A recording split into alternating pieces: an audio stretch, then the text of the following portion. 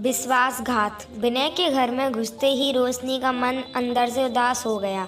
हालांकि विनय उसका पति था, परंतु जब से रोशनी को लगा कि उसका पति उसके प्रति अपने कर्तव्य और दायित्व का पूर्ण निर्वाह नहीं कर रहे हैं, तब से रोशनी अपने पति से दिन भर में बात नहीं करती। रात्रि का समय आने के साथ ही भारी थकान और बदन का दर्द, पोर टूटने का नियमित बहाना सुनना पड़ता है। तब रोशनी को ऐसा महसूस होता है कि कहीं दाल में कुछ काला तो नहीं है। जब वह पहली बार इस घर में आई थी, तब उसके प्रति एक नई उमंग उत्साह का दरिया था। वह बार बार उसमें डूबती और उतरती।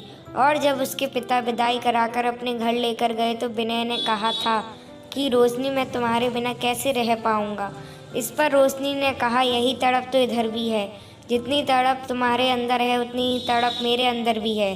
परंतु ये तो दुनियादारी है, थोड़े समय की बात है। माह दो माह बीतने में कितना समय लगता है भला।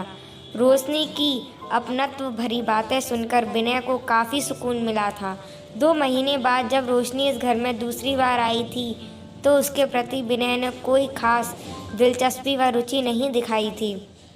न आने की खुशी और न बिछड़ने का गम, कोई प्रतिक्रिया नहीं दी।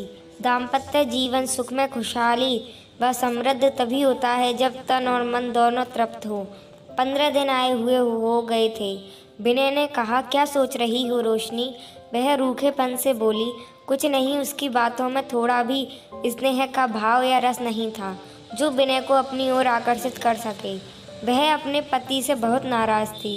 वह अपने पति से उखड़े उखड़े रहने का मतलब पूछती तो वह उसके प्रश्नों का कोई संतोषजनक जवाब नहीं देता। उदास हो गई।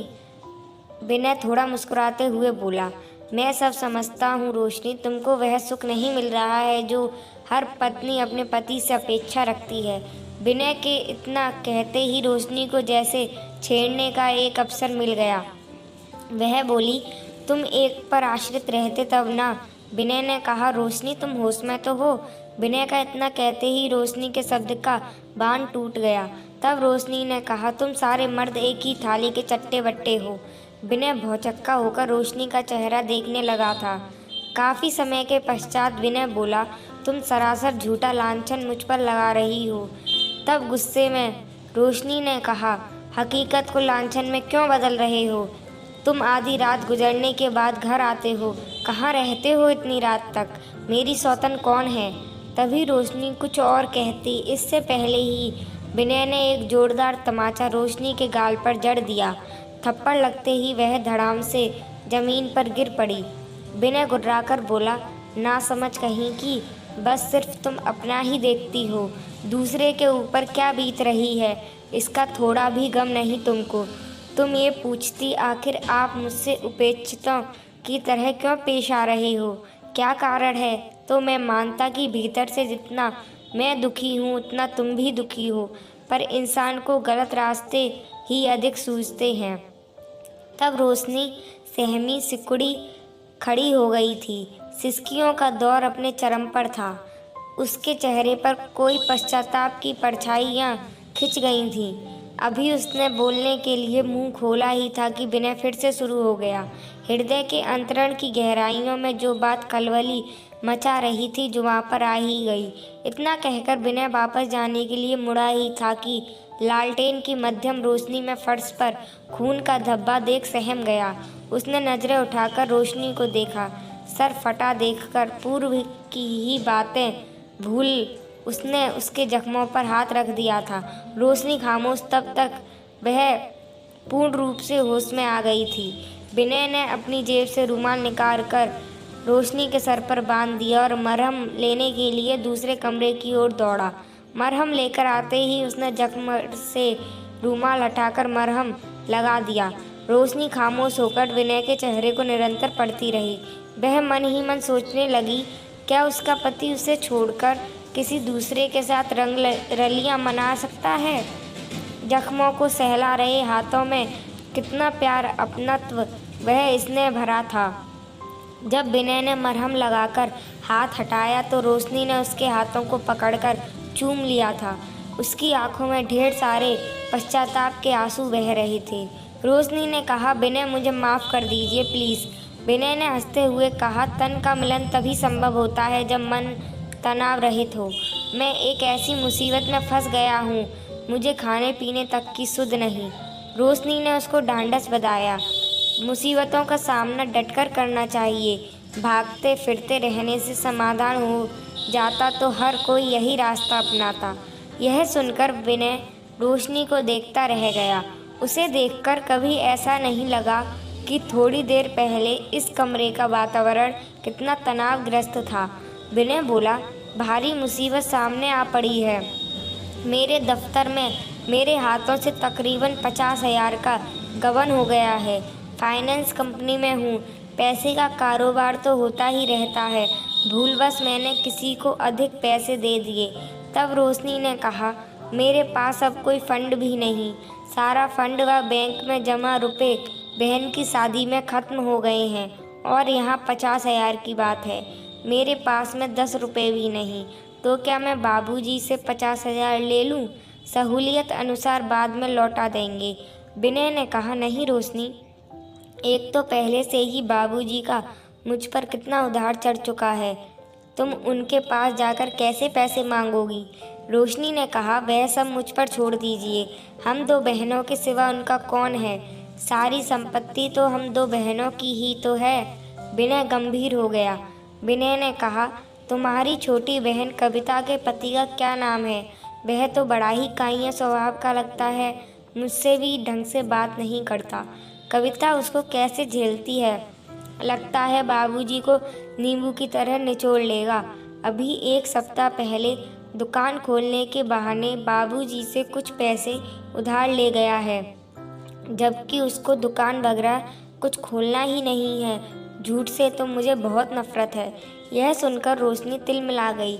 अच्छा, मैं कल जाती हूँ बाबूजी के पास। विनय ने कहा, ठीक है, जैसी तुम्हारी मर्जी। विनय बोला, अब मन कुछ हल्का हो गया है। रात काफ़ी हो चुकी है, चलो 2-4 और खाना खा लेते हैं। वैसे मेरी तो थोड़ी भी खाने की इच्छा नहीं थी, पर तुम्हारी बातों ने मुझे काफ़ी हिम्मत मिली है और दिल को चैन व सुकून मिला है। सच रोशनी, ऐसी पत्नी किस्मत वालों को ही मिलती है। खाना खाकर सोते सोते आज रात्रि के 12 बज गए थे। बड़े दिनों बाद आज विनय भरपूर नींद सोया था। रोशनी भी आज 15 दिनों से तनावग्रस्त थी और उसका प्रतिफल ज्वालामुखी के रूप में उसके सीने में उबल रहा था। धुआं रहित आग अंदर ही अंदर सुलग रही थी। उसकी तपस भी आज शांत हो गई थी और वह दोनों एक दूसरे के बाहों में समाये चैन की नींद सो रहे थे। सुबह होते ही विनय का बदन बुखार से गर्म तवे की तरह तप रहा था। दर्द से बदन का अंग अंग टूट रहा था। रोशनी रसोई के कार्यों से निवृत्त होकर विनय के पास आ गई। उसने माथे पर हाथ रखा तो देखा उन्हें बहुत तेज बुखार था। वह समय न गंवाते हुए डॉक्टर के पास जाने के लिए तैयार हो गई। इधर विनय ने बिस्तर से उठकर दराज से बुखार की दवा निकाली और पानी के साथ खाकर वापस बिस्तर पर लेट गया। घंटे भर के बाद विनय का बुखार ठीक हो गया था। उसने कमरे से निकलकर पड़ोस के घर से अपने दोस्तों को फ़ोन करके अपने घर बुला लिया था। रोशनी डॉक्टर के यहाँ से वापस आते हुए दिन का सूरज सर पर सवार होकर आग का गोला बरसाने लगा था। रोशनी अकेले ही घर आ रही थी, क्योंकि जब रोशनी डॉक्टर के पास पहुँची थी उस समय उनके पास रोगियों की लंबी कतार लगी थी। डॉक्टर ने रोशनी के घर का पता लिखकर काम से निपटते ही आने के लिए कहा।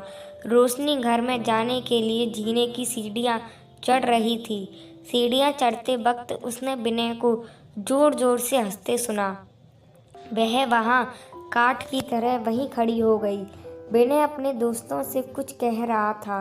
यार, कुछ पाने के लिए कुछ खोना पड़ता है। एक पखवाड़ा किस तरह काटा वह मैं ही जानता हूँ। कलाकार वही सफल होता है जब चेहरे पर अभिनय के मुताबिक भाव लाता हो। सच यार, मेरा अभिनय तो लाजवाब था। मेरी पत्नी बड़ी ही नेक विश्वासी है, मेरी किसी भी बात पर विश्वास कर लेती है। इधर रोशनी दबे पांव मुख्य दरवाजे तक आ गई थी। विनय कह रहा था, यार मेरी पत्नी तो सोने का अंडा देने वाली ऐसी मुर्गी है जो रोजाना तो नहीं पर वक्त पड़ने पर न्यारा कवारा कर दे देती है। वह बेचारी डॉक्टर के पास गई है, उसे मालूम नहीं कि बुखार की दवा तो घर पर ही मौजूद है। इस पर उसका दोस्त बोला, बेचारी को इतनी तेज धूप में दौड़ा दिया। खैर छोड़ो, पैसा कब तक वह लेकर आने वाली है, आ जाएगी। दोस्त बोला, तो कल तक लेकर आ जाएगी। विनय बोला, वह कितनी नासमझ और भोली है। मैंने कह दिया कि मुझे कुछ पैसों का गबन हो गया। विनय के इतना कहते ही सब ठहाके लगाकर हंसने लगे।